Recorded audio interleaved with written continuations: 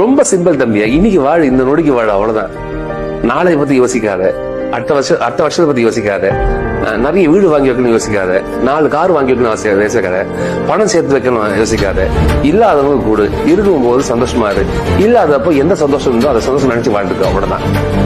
எதிர்பார்ப்புகள் ஏமாற்றத்தை உருவாக்கும். எதிர்பார்க்காத, நடந்தா சந்தோஷம், நடக்கலையே நாளைக்கு நடக்க போகுது, அவ்வளவுதான். தேடலை மட்டும் வாழ்க்கையில் பெருசா வச்சிருக்கோம். இன்னைக்கு நான் விஷயம் பண்ண போற விஷயம் நடக்கல, நாளைக்கு நடக்கும். நாளைக்கு நடக்கல, அடுத்த நாள் நடக்கும். அடுத்த நாள் நடக்கல, அடுத்த வாரம் நடக்கும், அவ்வளவுதான். வேற என்ன ஆயிட போகுது?